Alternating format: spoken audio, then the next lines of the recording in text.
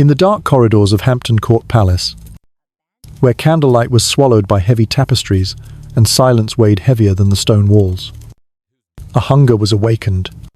It was not the hunger of war or of the throne, but a primal, dangerous craving more powerful than any sword, the lust of a king.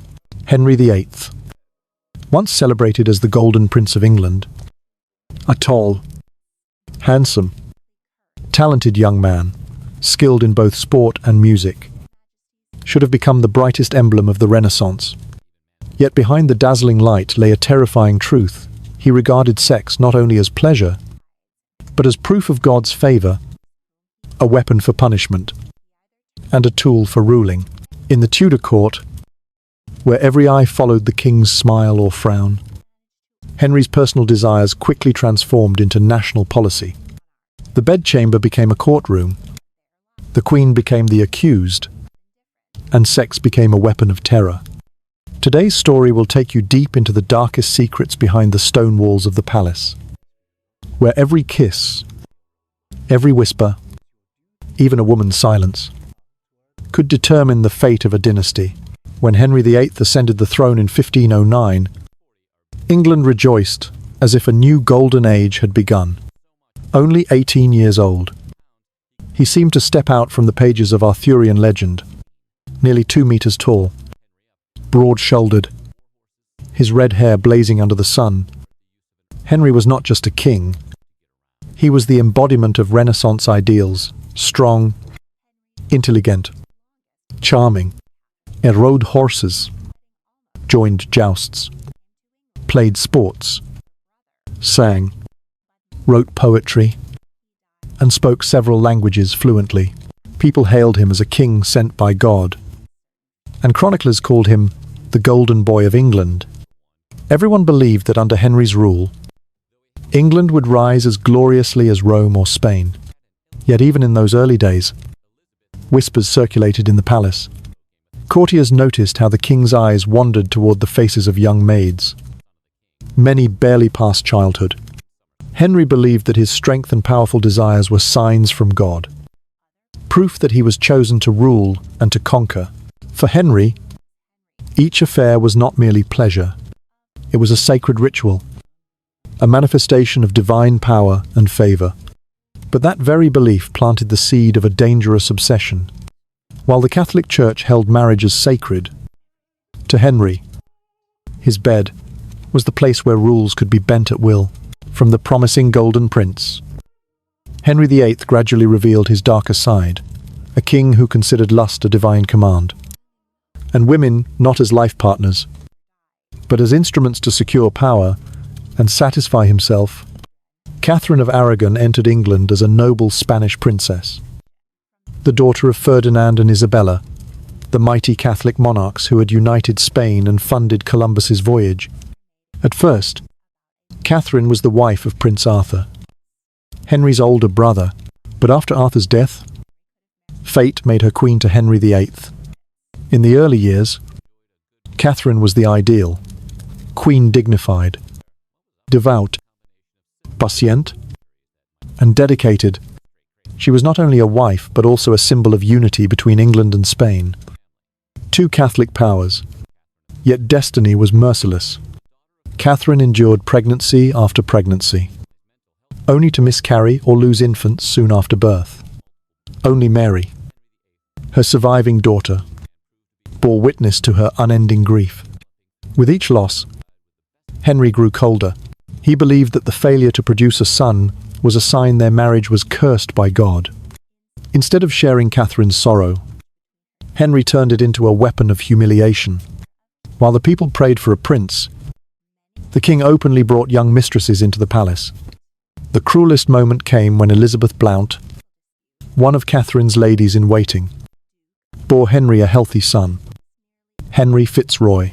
The king rejoiced so much that he publicly acknowledged the child and gave him noble titles, almost legitimizing him as a prince. To the court, this was proof of Henry's virility, but to Catherine, it was a public humiliation, a knife twisting deep into the heart of a woman who had given nearly 3 decades of her youth to the throne. Catherine kept her composure and dignity, but her quiet endurance only angered Henry more. To him, her silence was a challenge, a form of defiance. From that moment, the king became obsessed with finding a younger, beautiful wife who could both satisfy his desires and, most importantly, bear him a son. Catherine's tragedy was not only personal, it opened the path for Henry to go further, to break the laws of the church, to overturn the sanctity of marriage, and to turn his lust into the reason for reshaping the destiny of England. Among the youthful faces at the Tudor court, none left as powerful a mark as Anne Boleyn. Unlike her sister Mary, who had once become the king's compliant mistress only to be quickly forgotten, Anne resolutely refused. She would not allow herself to be just another mistress in Henry's endless list. Anne was intelligent enough, shrewd enough to understand that once she stepped in, she must become queen, or nothing at all. That refusal ignited an obsession in Henry, the most powerful king in Europe at the time. A man who could order anyone to death was turned into a lovesick youth, writing love letters, pleading, calling Anne by tender names, even begging to kiss her little fingers. Those letters, still preserved today, to remain proof of a strange reversal of power. Henry was no longer the hunter, but had become the prey. But Henry's desire to possess Anne went far beyond personal feeling. When the Pope refused to annul his marriage to Catherine of Aragon, Henry transformed the affair into a revolution. He declared himself the supreme head of the Church of England, tearing apart the centuries-old bond with Rome, just to marry Anne. Henry dragged England out of Catholicism, closed down countless monasteries, seized the vast wealth of the Church, and crushed anyone who opposed him. Political and religious power were turned into tools to satisfy a private obsession. In other words, the bedroom lust became national policy, and England paid the price in blood, tears, and religious division that would last for centuries. Anne Boleyn was crowned queen to the sound of trumpets and soon became pregnant. Henry believed the child would be the long-awaited prince. But when the baby was born, it was a girl, Elizabeth. Subsequent pregnancies ended in miscarriages and grief, each one another knife into the king's pride. From obsession, Henry's feelings shifted to hatred. Enemies at court, smelling blood, whispered lies into his ear. Anne had committed adultery, even incest with her own brother. Her trial was nothing more than theatre. The verdict predetermined. In May of 1536, on the scaffold, Anne Boleyn, the woman for whom Henry had defied Rome, knelt, awaiting the executioner's sword. With one stroke, from queen, she became a traitor. Once again, Henry used sex as the excuse to turn a wife into a corpse and love into a blood-stained disgrace before the people of England. After Anne Boleyn's death, Henry VIII did not stop. Each fallen queen only seemed to inflame his hunger further. His marital history turned into a horrific spiral, where every woman who entered the palace carried a death sentence hanging above her. Jane Seymour, the third wife, was exalted by Henry as his angel of salvation simply because she gave birth to a son, Prince Edward. But the joy was short-lived, for Jane died soon after childbirth. Henry mourned, but his grief was not for love. It was for the loss of the only breeding machine who had fulfilled her duty.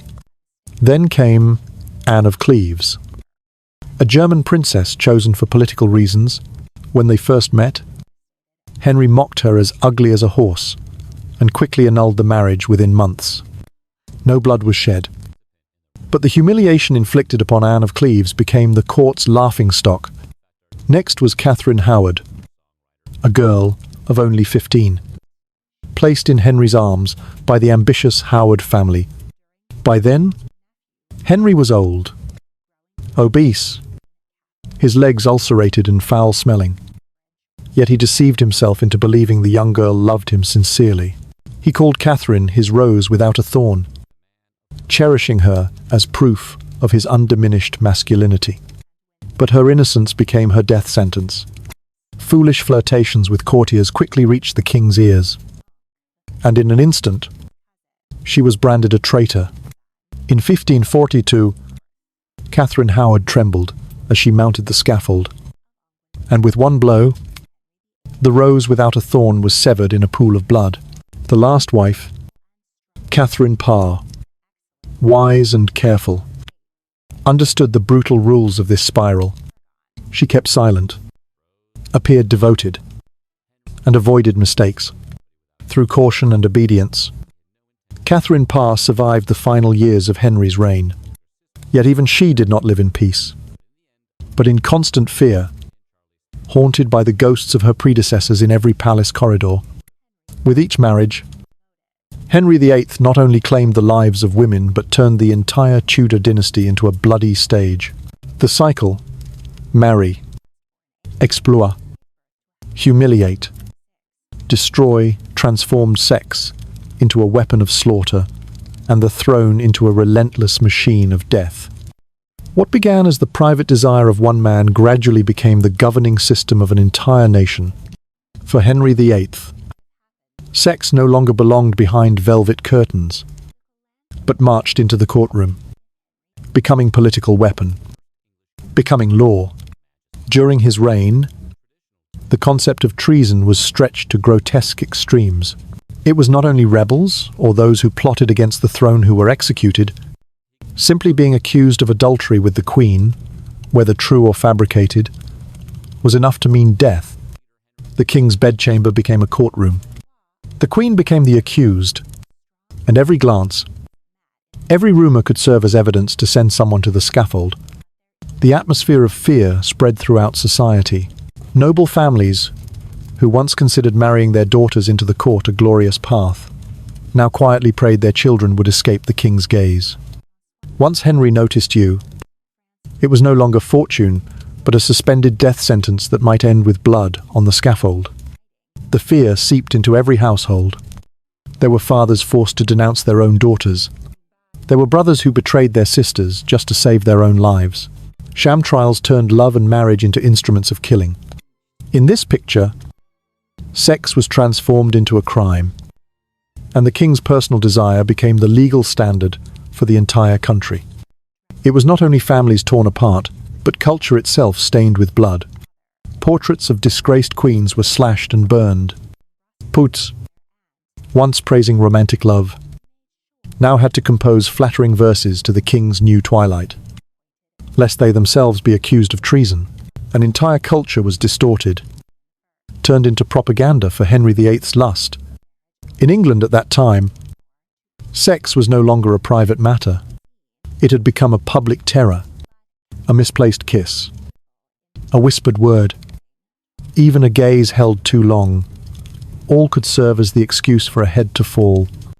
When Henry VIII died in 1547, his body had rotted, obese to the point that he had to be carried on a wooden stretcher, his legs ulcerated and stinking of decay. Yet the most horrifying thing was not his corpse, but the legacy he left to England, a massive scar lasting for centuries. Religion was torn apart. His break with Rome to marry Anne Boleyn created the Church of England, a church born not of faith, but of lust. From there, religious wars spread across Europe, sowing death for hundreds of thousands. Faith was turned into a weapon, and belief was stained with blood. Politics was corrupted. Parliament, courts, even the church, all bent before the desire of one man. The law, meant to protect justice, became a tool to punish lovers, depose queens, and shield the fragile pride of the king. Treason no longer meant political conspiracy. It could mean nothing more than failure in the royal bed. Society was painted with fear. Families once proud to send daughters to court now hid them away, dreading Henry's Gaza. Fathers, brothers, the husbands were forced to betray their own blood to survive. A culture once built on love and honor was replaced by a culture of compromise, flattery, and betrayal. Even collective memory was warped. The portraits of queens erased. Love, poetry, twisted into propaganda. Women who had been queens were reduced to faint names in history. Or worse, stains in fabricated indictments. A whole dynasty was marked not by achievements, but by heads that fell to the ground for the lust of a king. Henry VIII began as the Golden Prince, the hope of Renaissance England, but he ended as a symbol of decay, a man who turned the bedchamber into a courtroom, love into crime, and the throne into a scaffold. That legacy not only shattered the royal family, but left a deep wound in the nation's soul. And to this day, the name of Henry VIII echoes as a warning when lust wears the crown. An entire nation can become the victim